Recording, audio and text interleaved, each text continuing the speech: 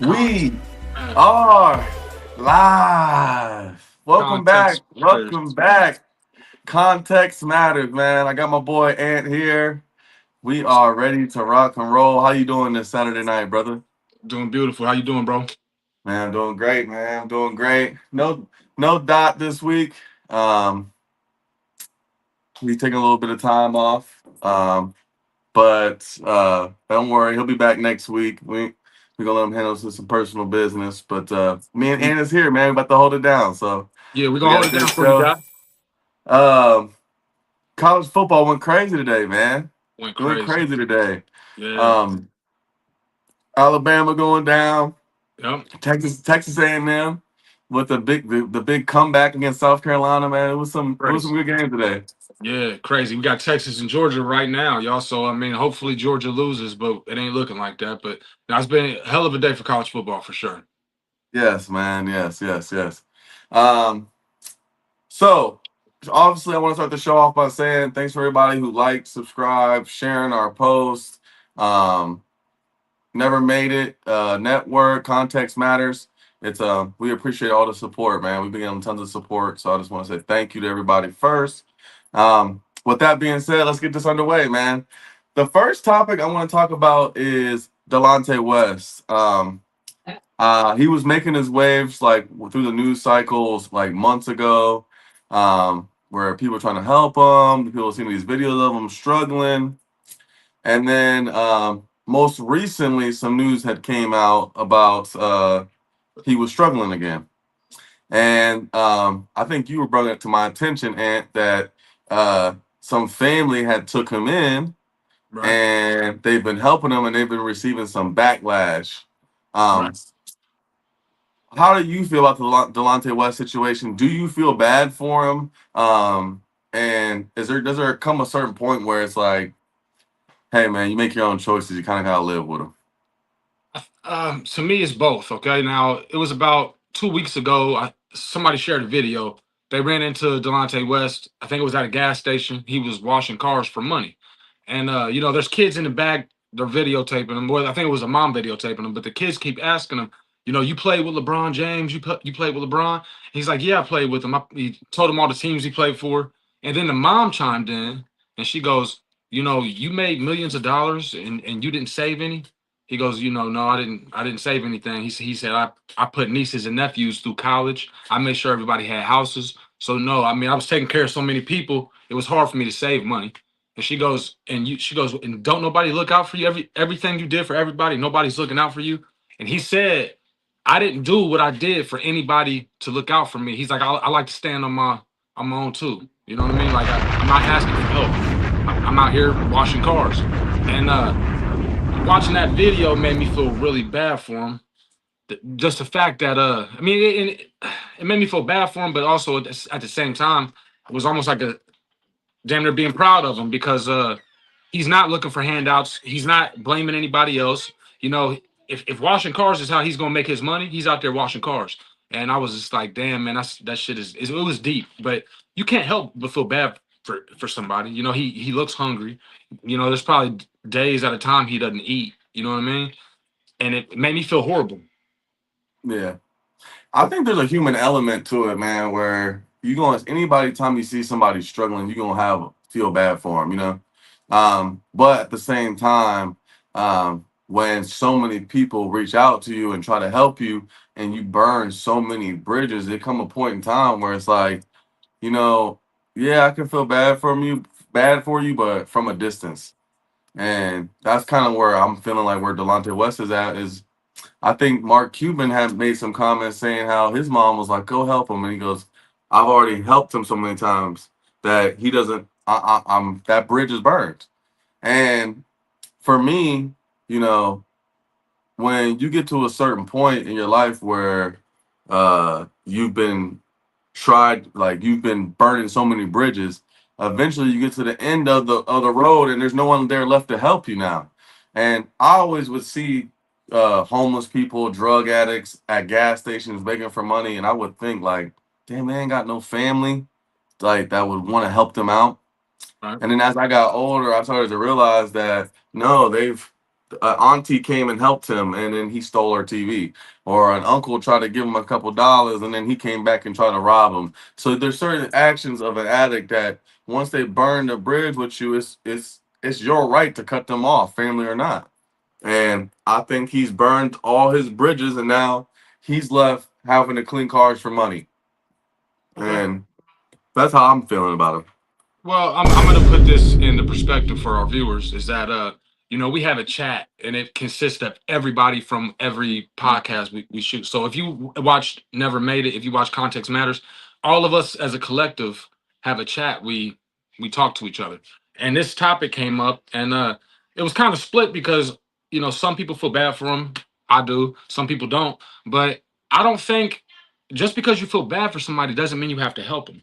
You know what I mean? And that's kind of where things went left because yeah, I might feel bad for I might see somebody feel bad for them. Now I have a whole family that I take care of. So if I can't give somebody $5 who's asking for money, I can't help them. But I still feel I see you and I still feel bad for you. Like you said earlier, there's a human element. I could feel Yeah. bad for you but not save you or help you at the same time. And my problem is I don't know how you could look at somebody who's hungry. And when I say hungry, I'm not talking about I haven't eaten all day. I'm talking about hungry. I haven't eaten in 3 days. How can you see somebody like that and not feel bad for him? That bothers me. And well, I think a big factor to that is his notoriety.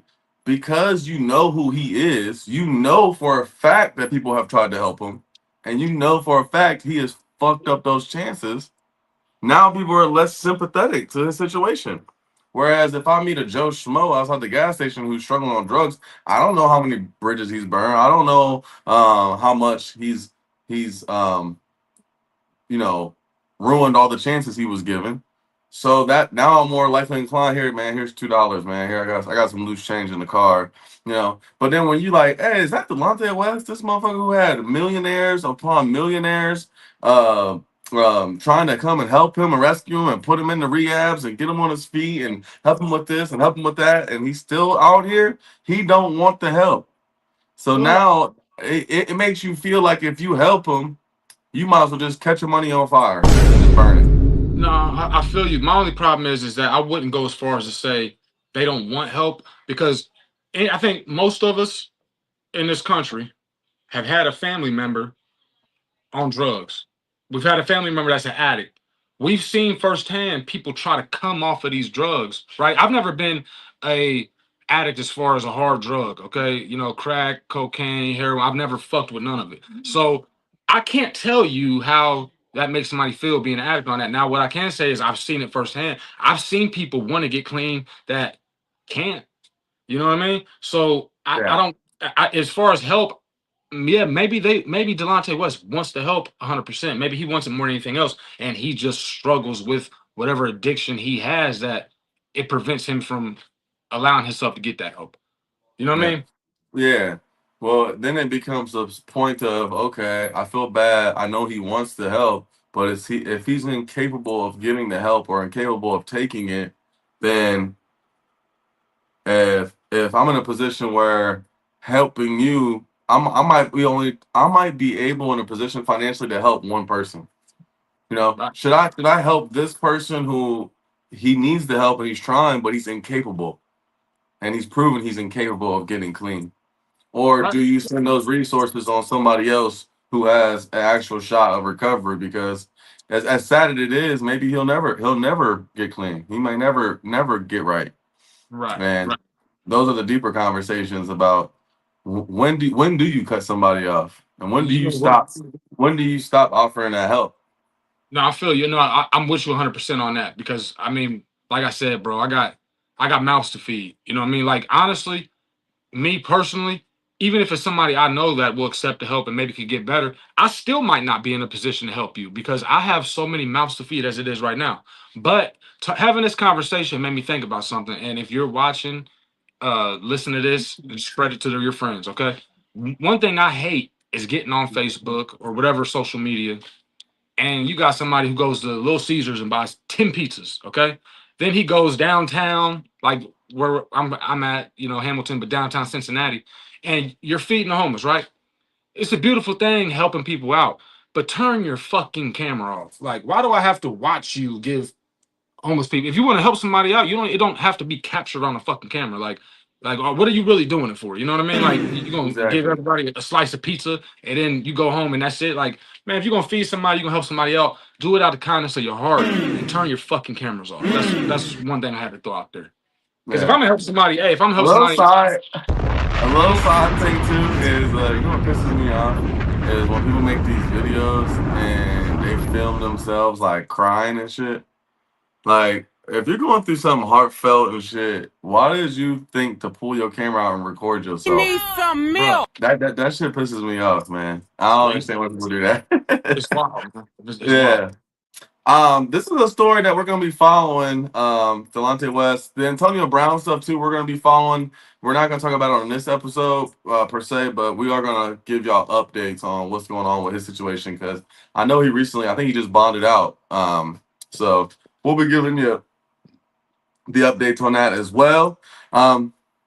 The next topic, I'm gonna switch gears, man. The next topic we're gonna go to is baseball. And I want to talk about the steroid era in baseball. I think this is the best era in baseball history.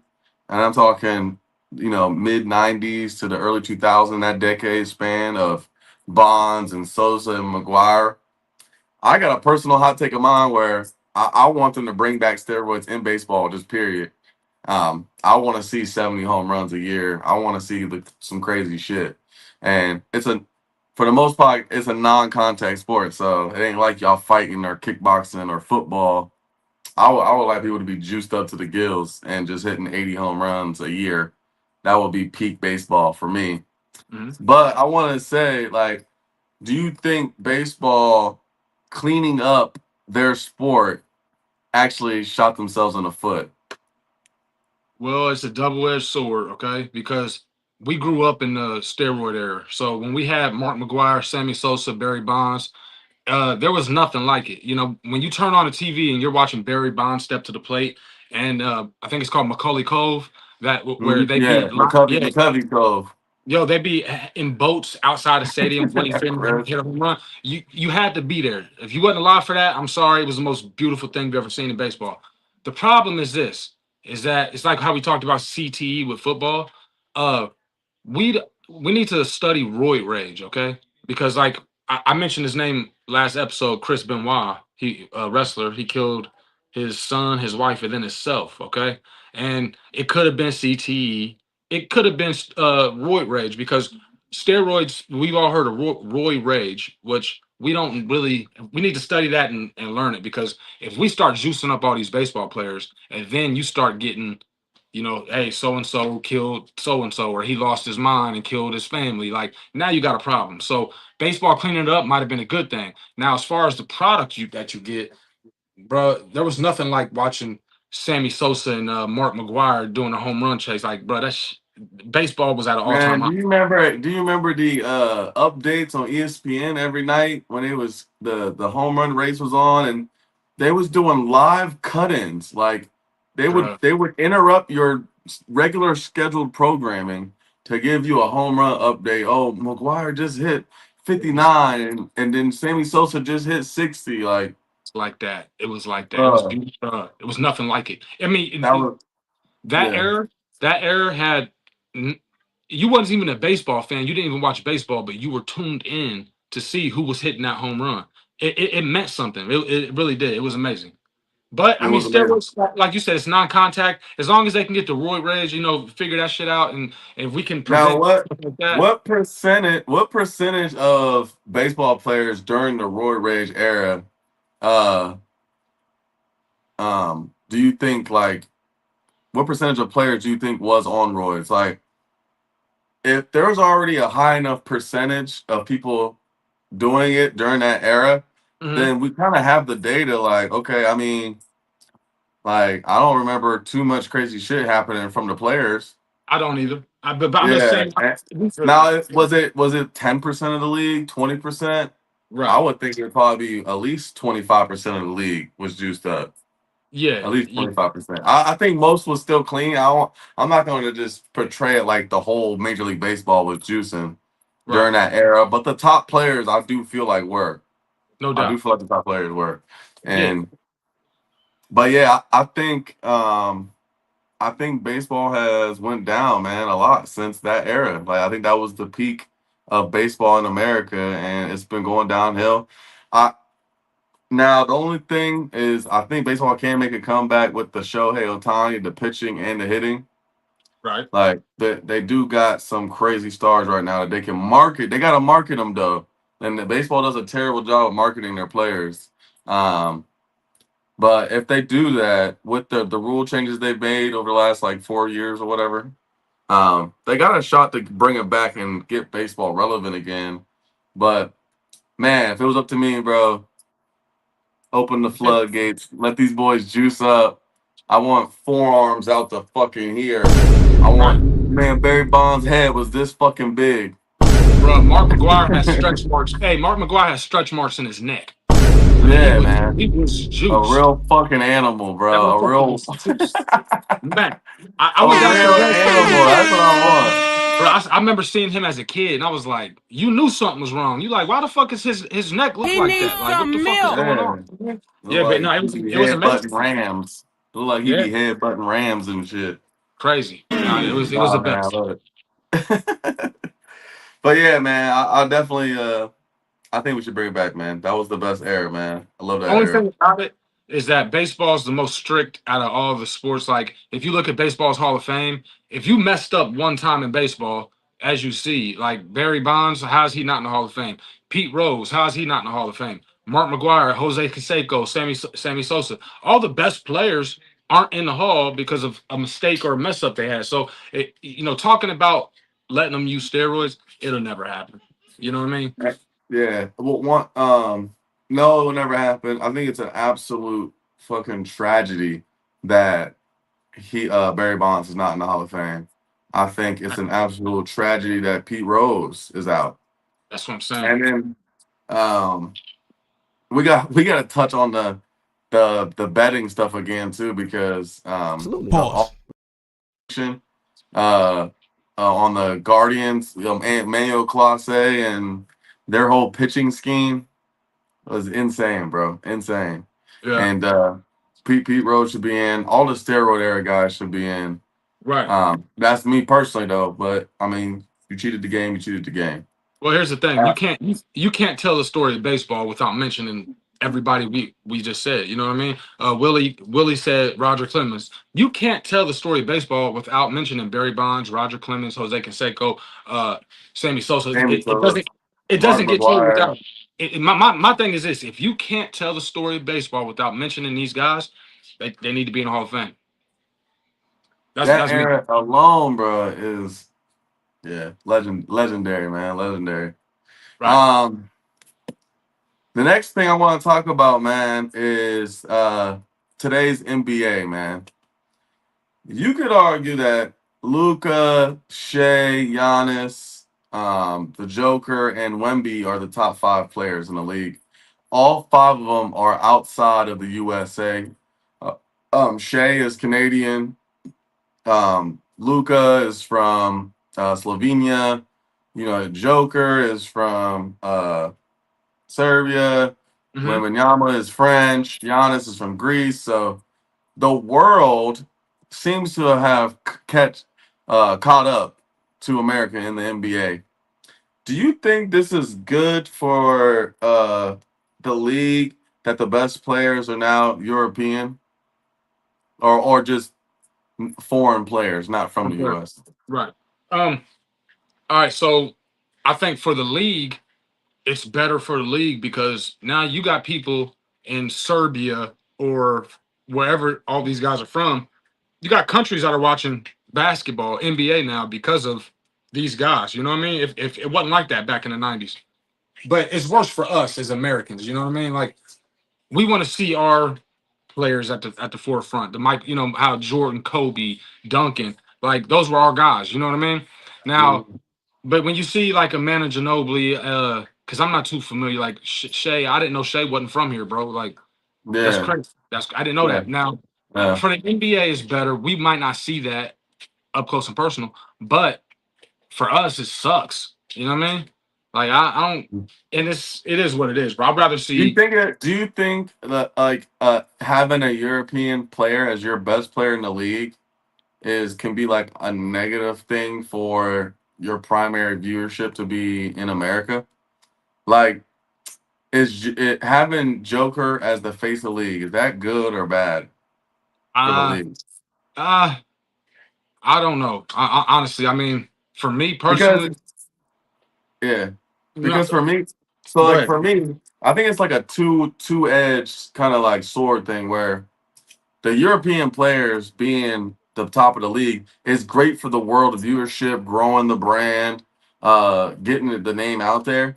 But having a foreign player as the face of the league, I could see that as like, man, it's really hard to sell, the Joker sneakers. Right, You right, know, yeah, it's no doubt. it's hard to put Joker Nikola Jokic on every commercial and have him doing all on Wheaties or Gatorade commercials for him and stuff. Right, right. Um, I could see where that could be hard for the NBA to push.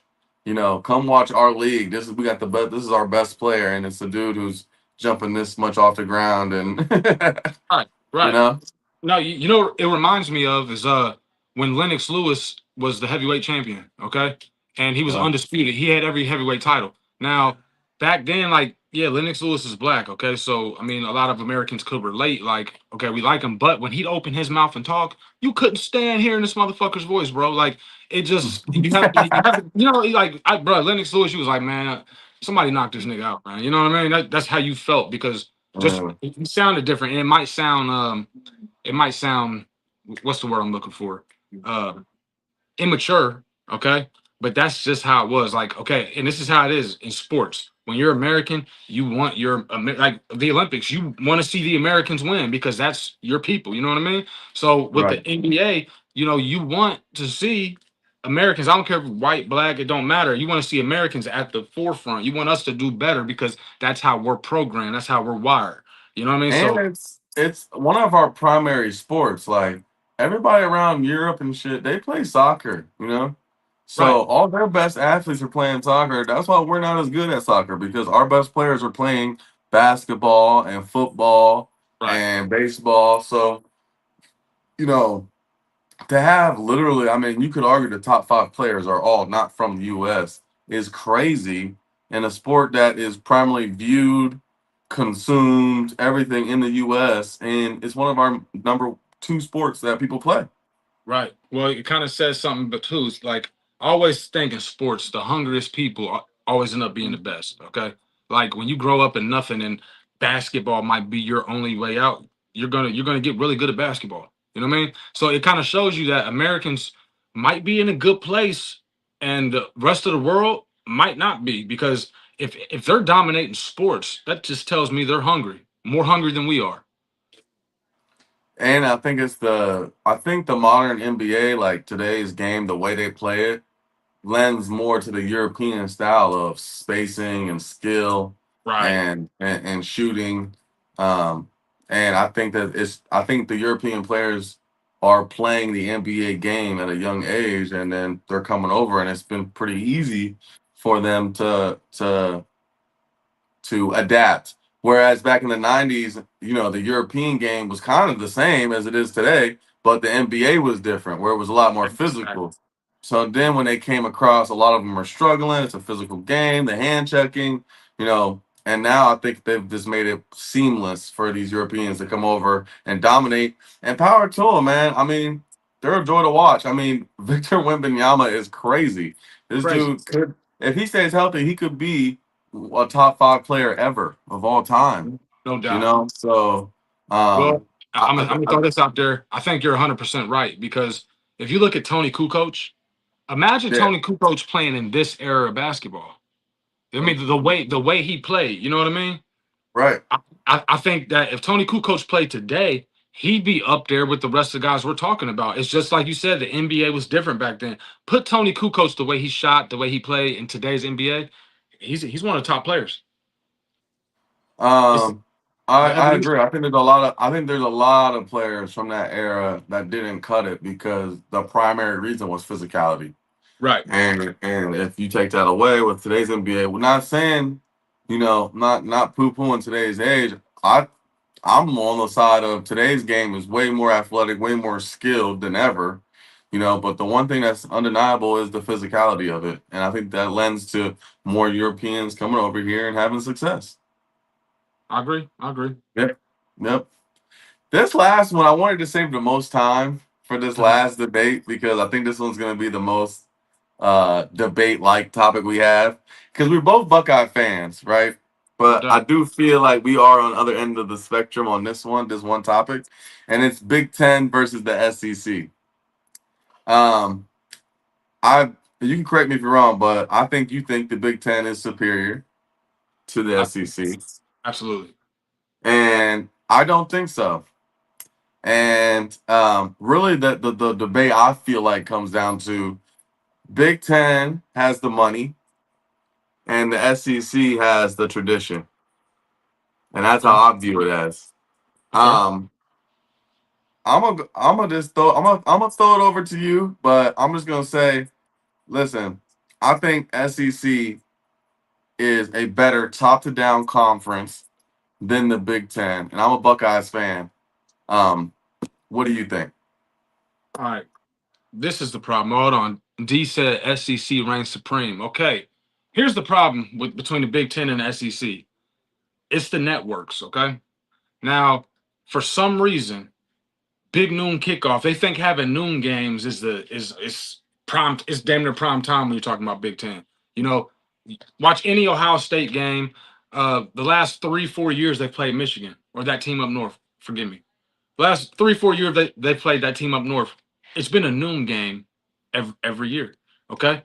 Uh, they need to get away from Fox and start having 7:30 games. Okay, like right now as we speak, Texas is playing Georgia. The most of the country that's watching football is watching that game because it's 7:30. It's prime time. You done had a couple drinks. You know what I mean? You're feeling good. Dinner's been eaten. You with the family.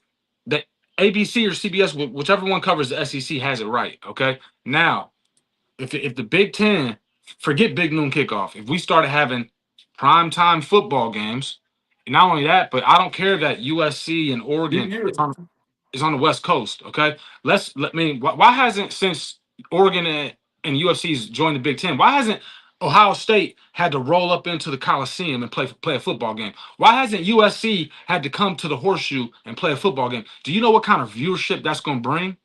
You want to talk about tradition? USC and Ohio State, all the tradition you need. Why hasn't Oregon played Michigan yet? You know what I mean? I understand there's a 2 hour difference, but if you're having games at 7:30 at night, that 2 hour difference doesn't mean anything because it would have been 5:30 on the West Coast. You ready to play right. football? We need to have better matchups, and we need to start having prime time football games. And the SEC, come on, man. Or SEC ain't a team in the SEC that could compete with Ohio State, that could compete with Oregon, that could compete with who else we got? Indiana. That's a lie. That is just a bold-faced lie, man. I don't know. I'm Come telling you right on, now. man.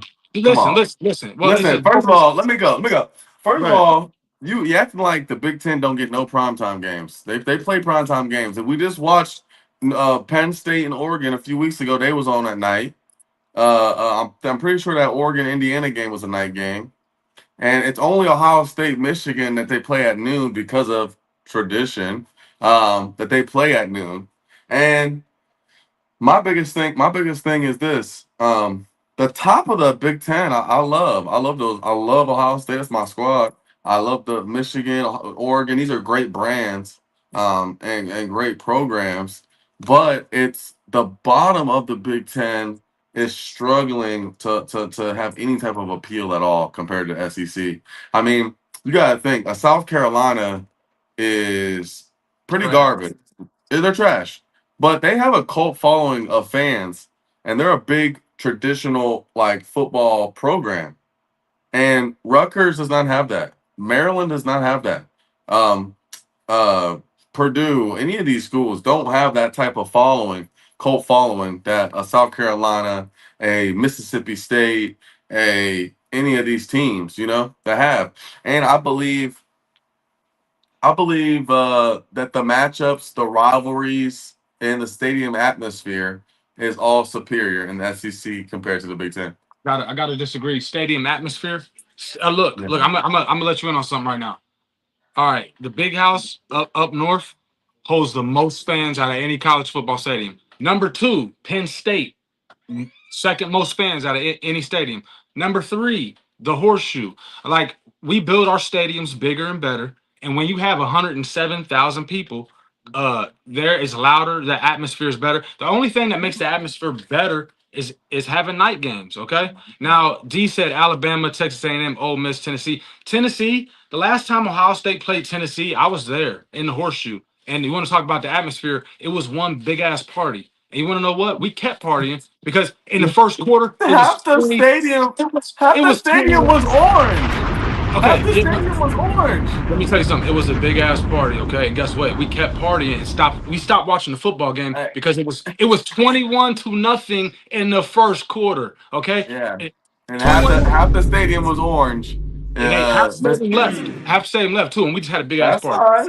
I'm You know not what I mean? saying Ohio State's better than was national championship team. Yeah, They were a and, better and team. I didn't saying that they can't compete. I'm talking about stadium atmosphere. The half that team was Tennessee fans traveled up to Columbus for a well, playoff Tennessee. game and took over the stadium. That's not Get the happening fuck at out of Alabama. here. No, You no, think Alabama's hosting a bro. playoff game and somebody's going to take over their stadium? Our stadium did not get taken over. First off, let's put that shit out It there. was No, at least 40%.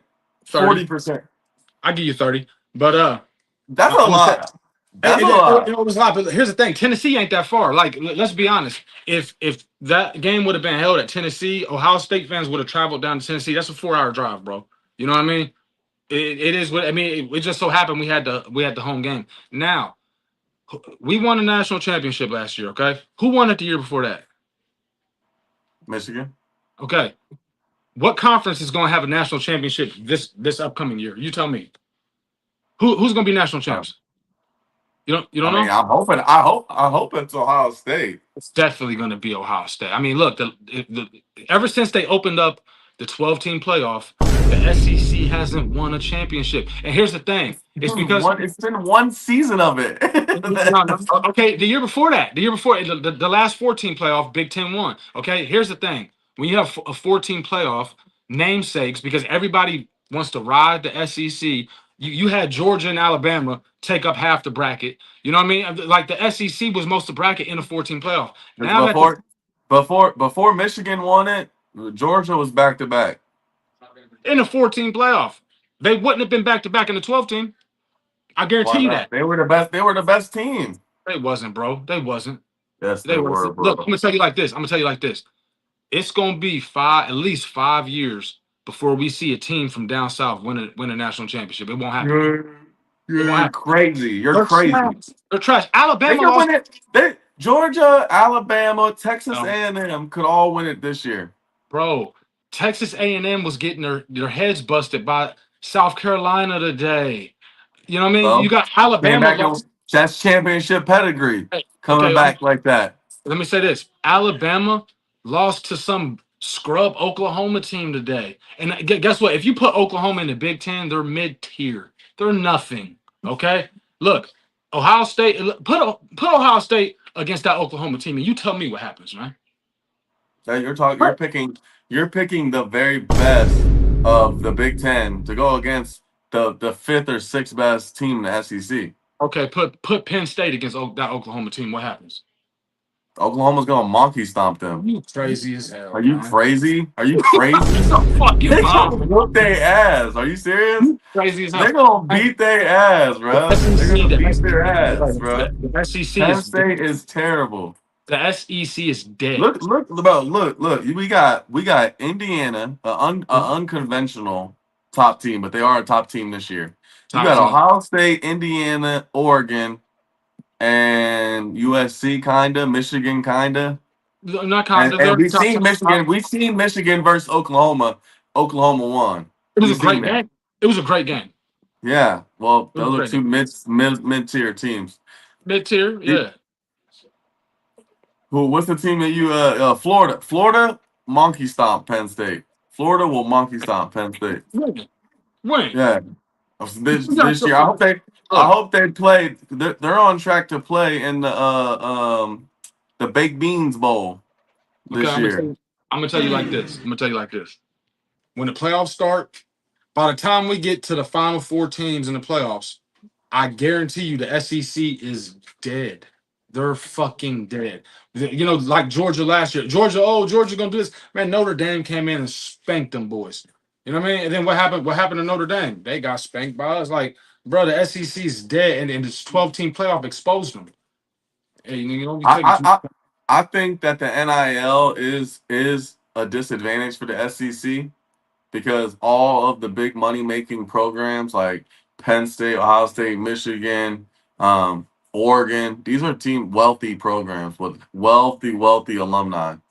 So Notre Dame, I know they're not Big Ten, but they're still a wealthy program. I think these type of programs they do have an advantage in the NIL. I mean, fucking Alabama was starting like a GoFundMe trying to raise money for their NIL funds. Alabama, but that's not what I'm arguing. Well, my argument is that atmosphere in that Alabama Oklahoma game is top tier, and that those are premier matchups, man. The SEC.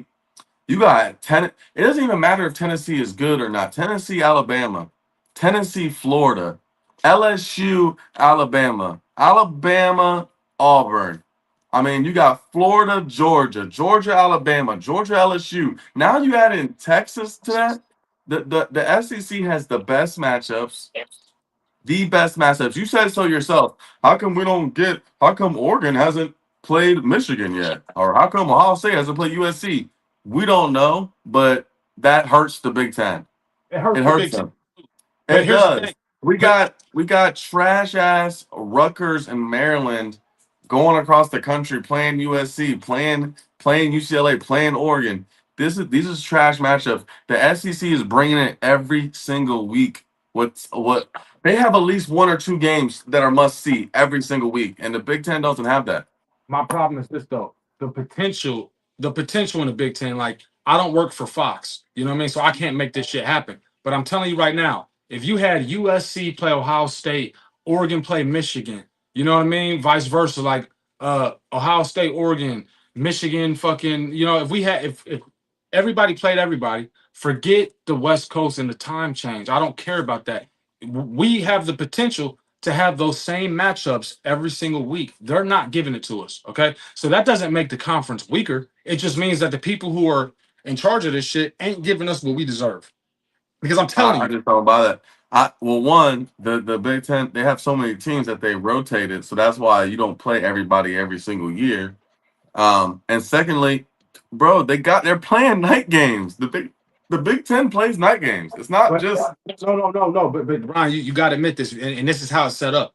Yes, the Big Ten plays night games, okay? But big noon kickoff at 12 at noon is our prime time game in the Big Ten. Wherever big noon goes, that's the game of the week. Okay. And it's big noon for a reason. We're gonna play our most exciting, our biggest matchup at noon because Fox has big noon kickoff, which makes no sense. When Ohio State oh, played Penn State this year, it was at noon. You know what I mean? When we play Michigan, it'll be at noon. Like, bro, they need to get away from Fox, and it would make the product much better. Yeah, they're gonna have night games, but it's not the premier game of the week. mhm. Big noon kickoff is just the dumbest thing I've ever heard of. They need to get away from that shit, and I they need to get away from see. Fox. I hear. Honestly, I disagree. I like the fucking big noon kickoffs. I like that shit. I like the. That's what makes me feel like college football, man. 12 o'clock. We getting I'm, after it. I'm gonna say this real quick, okay? I've been to more than a handful of games. Okay, I've been to the Michigan game. I've been to the Texas game. I've been to the Tennessee game. Okay, now you think Michigan? Like, don't get me wrong. It was an unforgettable experience. Okay, the best atmosphere game I've ever been to was against Tennessee, and the reason it was a night game. Everybody walking into the stadium was already drunk. We had Right. already partied before we watched the football game. Now, when I went to the Michigan game, you got the tradition, you got the rivalry. But here's the thing: it's noon. We woke up at 7 o'clock in the morning just to go down to the stadium and hang out. You know, the atmosphere is different when you give us a game at 7:30 at night. No, I agree. I agree with that. I do agree with Yeah, that. The atmosphere can be affected by motherfuckers. You let college kids drink on campus all fucking day on a Saturday and then go up for an 8 o'clock night game. different, It's bro. going it's gonna be cranking. It's gonna be Not only cranking. that, not only that, you turn them lights on. You turn them lights on, you look up at the sky and it's pitch black, but the stadium's lit up. Man, that shit is nothing like it, man. It's nothing like it. But here's the thing: the SEC, what they have right, their best games of the week are always going to be at 7:30. Period. So yeah, the Mhm. atmosphere is lit. It's off the chains, man. You know, Big Ten. I don't know. I mean, bro, this big noon kickoff shit. I mean, it's all about tradition. You know what I mean? Like Ohio State, we still have the same jerseys that we had back then. We don't even have. I mean, we got alternates like the All Scarlet. Then we came out with the black jerseys. But I was reading something where when we rolled those black jerseys out, the alumni lost their mind. They didn't want them because it goes against our tradition. It's all about tradition. We need to change some things up. You know what I mean? And Yeah. if playing at noon is tradition, then get that shit out of here, man. Give us our night games, man. That's all I'm saying. Hey, motherfuckers used to drill a fucking hole in your head to get rid of evil spirits and shit. All right, we don't need to keep every tradition. That's what Everything we did 100 years ago don't need to be done still today. I mean, look at I agree. I agree with that. bro, look at Virginia Tech. Okay, they're in the ACC, but when that Inner Sandman comes on, when they're coming into the stadium, bro, that's one of the livest atmospheres in college football. And it's Fact. yeah, I mean that shit is off the hook. And they just started doing that 20 years ago, Yeah, that's what I'm which saying. is Like, late for a tradition type thing. yeah, That's very recent. it's recent, yeah. But when you hear Inner Sandman, bro, I want to go to Virginia Tech game just to experience that, bro. You Me know what I too, mean? bro. Me That's too. you Me know too. down south. I mean, Alabama and Tennessee both play what's the name of the song? I mean, it's called Dixieland Delight. Okay, anybody watching this, YouTube Alabama Dixieland Delight. Okay, you want to talk about an atmosphere? That shit looks fucking amazing, bro. It looks amazing. But Ohio State, we have the Bro, same. when you Go ahead. exactly. No, no. I was saying, I just think the SEC has way more legendary stadiums and atmospheres. Like Tuscaloosa, electric. The Swamp in Florida, crazy. The Death Valley, LSU, insane. In between the hedges, Athens, Georgia, crazy. And then you got Texas, Oklahoma. These are all schools that are just insane program, like stadium atmospheres, man. And it's untouched, really. It really is. Like, I'm gonna tell yeah, you this. we got the big house. Yeah, we got the horseshoe. Yeah, we got Happy Valley. Like, we got three, maybe because I don't even know. USC is not really known for a crazy I stadium. don't know, bro. That Coliseum, bro. That Coliseum is I don't know about that, bro. The Coliseum, bro. You feel like you're in the Roman Coliseum. Now let me say this, and I'm just going. I look. I'm not going to argue it. The Horseshoe is the greatest stadium in college football. I don't give a fuck No, what anybody no, fucking says, man. no, Go it's to the not. fucking I'm Horseshoe. a It's the Buckeye great. fan. I love the Buckeyes. I don't think we have the best We, stadium. we No, absolutely do. We absolutely do. no. There's nothing, bro. When you have 107,000 people chanting "OH out," it sends chills up your fucking spine. You don't get that nowhere else, bro. You don't get Listen, that.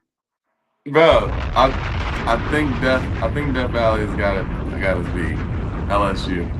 LSU night game, I think, is peak college football, like atmosphere, everything.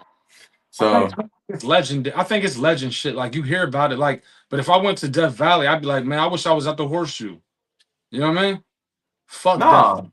nah, I'm a Buckeyes fan, man. I'm ride or die for my Buckeyes, but we ain't got the best Yeah. stadium. We top five. We probably top five stadium, top five. That's number one. That's just But I think LSU, like, scientifically proven through tests, they're the loudest. At least they're the loudest. I don't know, man. I was saying that's what they saying. But do you think the traditions and stuff of college football make it like a more appealing product than the NFL? I think that college football is way better than NFL. Okay, and I remember when Joe Burrow, he was getting ready to play Kansas City. Okay, and they asked him. They said, "Kansas City gets so loud. Are you ready for that game?" And Joe Burrow looked at the reporters and was like, "He said, I played at LSU." Of course I'm ready for this game. Like, here's the thing: people have to understand when you and not everybody's been to a game, so let me lay it out for you. When you go to the Horseshoe, when you go to Death Valley, when you go up to the Big House, okay, you're sitting on bleachers. When you hear the word standing room only, it's because you can't sit down. When you go to an NFL stadium, they have seats with armrests and shit. You know what I mean? When you go to these college stadiums, if everybody tried to sit down, you people be falling off the seats in the middle aisle because you can't sit. Okay. Now, when you're talking about 107,000 people compared to 65,000 people, you want to talk about an atmosphere. When you go to college football games, you don't want to go to NFL games because it's them or half the fans. You know what I mean? You want to talk about loud. Cincinnati Bengals is 30 minutes down the road from me, okay? Now, don't get me wrong, I love the Bengals. Going to the games fun and all that. It's not the same as going to the Horseshoe. It's just not. Like, you can't hear, they really can't hear the plays that are being called on the field. You have Mhm. 107,000 people screaming at the top of their lungs. You go down to Cincinnati, they ain't got no problem hearing shit. You know what I mean? It's just a better college gives you a better product than NFL. Period. I think they do more with the pageantry, like the traditions, the pregame rituals, the atmosphere. I think all those things make college football just insane, and I love college football. I love college football so much, but the NFL is the cream of the crop, the best of the best. And you've seen time and time again great players in the college, legendary players, not be able to hack it at the NFL level. And it's a it's just it's hard, man. It's really hard to succeed in the NFL. It's that level. It's the best from every team is in this league, and it's I think the product is better in the NFL, but I'm a bigger fan of everything else surrounding college football than I am of the NFL game, like stadium atmosphere, the traditions, like everything I said. it- I just think that NFL, when it really comes down to it, the NFL is a better product. It's king. Absolutely NFL not. is king. Absolutely not. And I'm going to tell you why. First off, you had Penn State and Indiana this year. Okay, that's just one game I'm going to name. Penn State, Indiana. Okay, forget that. Uh, Penn State, Indiana. Penn State, Oregon. Let's take both those games. Okay. Name me one NFL game that had you on the edge of your seat like those two games right there. You won't be able to. The college football gives you the best product every year. I remember being upstairs in my room watching LSU versus Alabama 2 years ago when Jayden Daniels played for LSU, and it had you on the edge of your seat. You're literally screaming What at the top of your lungs. what is it about college that, and this might just be a me thing, but college, I find interest in other teams other than my own. Yeah, Like I will watch a team. I'll watch more college football that's not my team, right. like Alabama, Georgia, or Indiana, Penn State, than NFL. Like NFL, if it's not like the primetime games, I'll watch all the primetime games. But if the Browns aren't playing, and I'm a Browns fan, if the Browns aren't playing, I might not be so inclined to tune into the other 1 o'clock games or whereas I'll usually hop around. And I don't know if this is partially because Ohio State's usually blowing somebody out. So then I'll jump around and watch other games. That ain't But it. yeah. That, no, I, But what is it, man? I do you feel that. Like you just proved my point. It's because college football as a whole gives you a better product than the NFL. You know, you're a Browns fan, okay? You don't care what's going on with Cincinnati Bengals. Look, if the Bengals are winning, they're winning. If they're losing, they're losing. Now I can sit back and watch Indiana Penn State and really watch that game because you don't know who's going to win that game until the end. no, You know what I mean? that is a good point. It's that And close. bro, and the you're more inclined to see some crazy shit happen in a college game. Crazy. Every year, college football is the gift that keeps giving. You know what I mean? Every year, you're gonna watch great games that go into overtime. Like, bro, it was Penn State and Oregon. Okay, bro. People could say Penn State should have won that game. It went to two Yeah. over.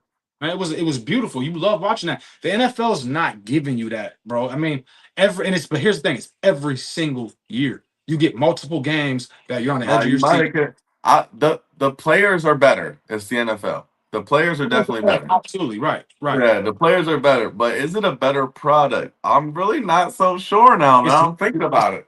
it's not. I'm Look, really not. I'm being convinced. Like, man, is it a college football Saturday hits harder than an NFL Sunday?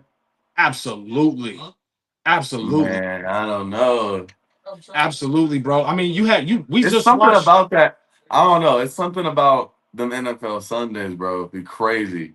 Look. I'm gonna tell you, and this is look. I'm gonna bring up something. Yeah, yeah, no, I get you, but let me bring up something for child, bro. Let's take That's gonna one of get the me going best. right now, man. It's Nah, Sunday. nah. I'm ready for Look, tomorrow. hey, I'm ready for tomorrow. let's take one of the best national championships we've ever seen as a child. Well, I mean, I could throw out Ohio State versus Miami, but I'm gonna give you Texas versus USC. Okay, that national championship. Name me a Super Bowl that touches that you've seen with your own two eyes. Are you kidding me? Name me a Super Bowl.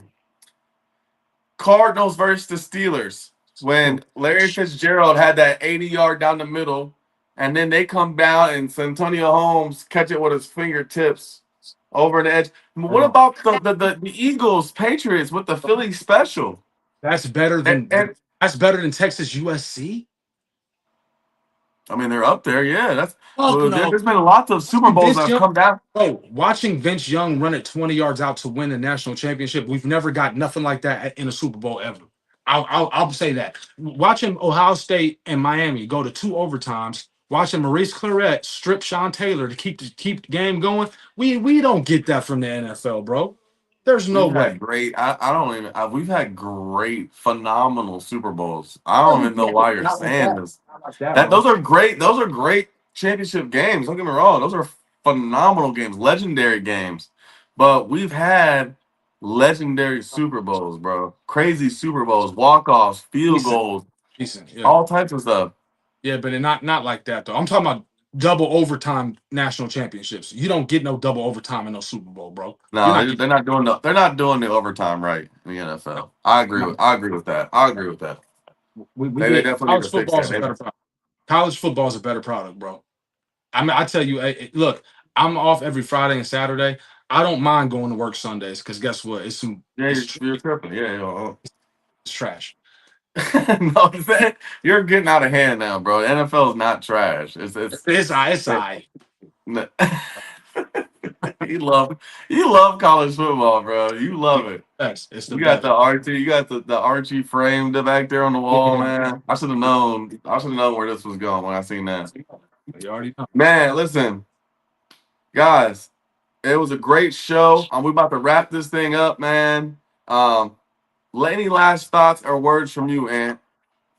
Uh, no, just we're gonna be back. We're gonna do more promoting. So we're gonna give you the guys the topics of the upcoming episode during the week, so you guys could know. Like, I think if we would have put something out there like steroids in baseball, Big Ten versus SEC, people would have been waiting for that episode. So I think that we need to promote a little bit better. So we're gonna give the fans what they want.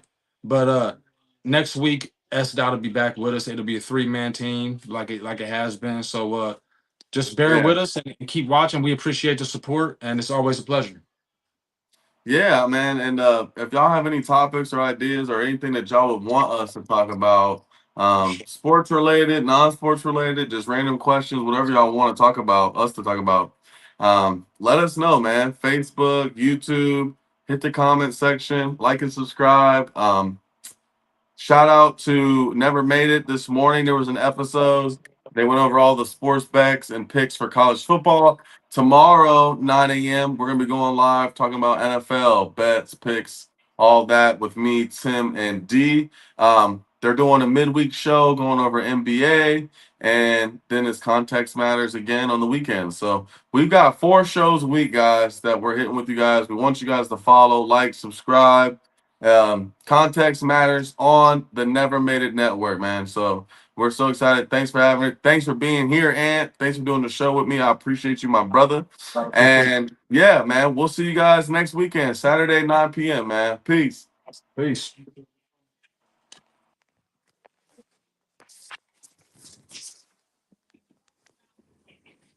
I'm not sure.